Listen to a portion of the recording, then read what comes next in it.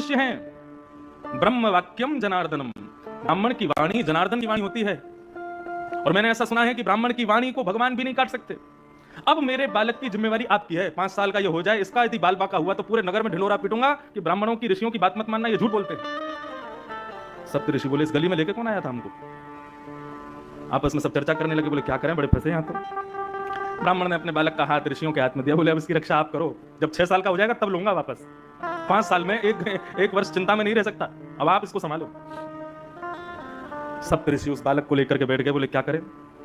महादेव से तो आर्ग्यूमेंट कर नहीं सकते, हमारे गुरु हैं, शिष्य को चाहिए कि गुरु से कभी कुछ इस प्रकार का वाद संवाद ना करे। तब ऋषियों ने विचार किया, बोले सृष्टि के रचयिता ब्रह्मा हैं, ब्रह्मा के पास चलो, वही कुछ कर सकते हैं। ब्रह्मा के पास उस बालक को लेकर के गए और जाकर के जैसे ही सप्त ऋषियों ने प्रणाम किया, सप्त ऋषियों के प्रणाम के बाद उस बालक ने प्रणाम किया। प्रणाम में तो वो इतना निपुण था, लेट करके बिल्कुल दंडवत, डंडे की तरह सीधा होकर के बिल्कुल प्रणाम करता, फिर उठ करके फिर खड़ा होकर के फिर दोबारा प्रणाम करता, फिर उठ करके फिर खड़ा होकर फिर दोबारा प्रणाम। उसके प्रणाम को देख करके ब्रह्मा जी इतने मोहित हो गए, इतना छोटा सा बालक 4 वर्ष का, क्या अद्भुत प्रणाम कर रहा है। ब्रह्मा जी ने उसको आशीर्वाद दिया, चिरंजीवी भव, चिरंजीवी भव, चिरंजीवी भव। सप्त ऋषि बोले हमारी बला कटी, अब इनकी जिम्मेवारी है। हंसने लगे सप्त ऋषि। ब्रह्मा जी कहने लगे, बोले भैया हंस क्यों रहे हो?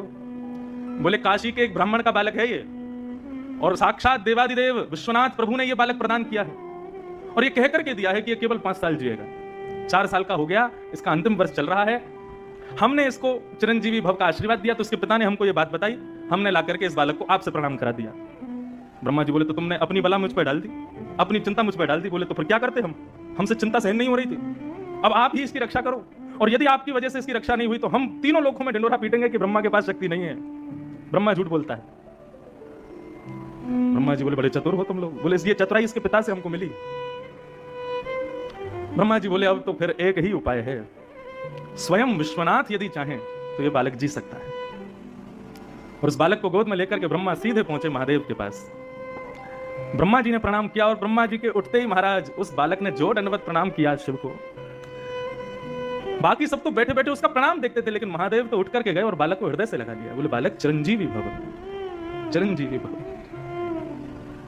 जब महादेव ने आशीर्वाद दिया, सब ऋषियों के नेत्र सजल हो गए, ब्रह्मा के नेत्र सजल हो गए, और सबने बताया, बोले महादेव परंतु ये कैसे संभव होगा, ये बालक आपने ही प्रदान किया है एक ब्राह्मण को, और इसकी आयु केवल 5 वर्ष की आपने बताई थी।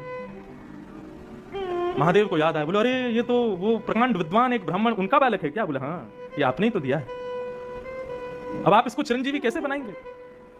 बोले मेरी जिम्मेवारी है, तुम लोगों ने मुझे दी है, तो मैं देखता हूं कि यमराज इसका बाल बांका कैसे करता है, और वैसे भी ये मेरा ही है।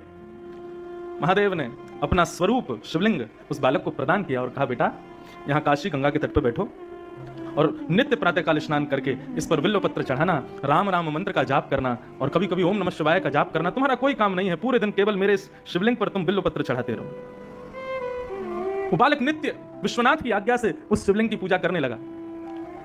5 वर्ष जैसे ही पूर्ण हुए, यमराज प्रकट हो गए। उस बालक के सर में प्रहार करने वाले थे, इतने में ही महादेव का त्रिशूल सामने आ गया, और आकर के महादेव ने कहा क्या कर रहे हो? बोले प्रभु इस बालक का जीवन आज पूर्ण होने वाला है, इसको लेने आया हूं।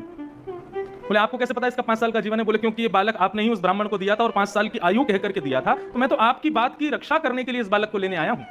5 साल पूरे हो गए, अब इसके जाने का समय हो गया। महादेव बोले इस बालक को उस ब्राह्मण को किसने दिया? यमराज बोले आपने दिया। ये 5 वर्ष जिएगा, ये आज्ञा किसने की? बोले आपने करी।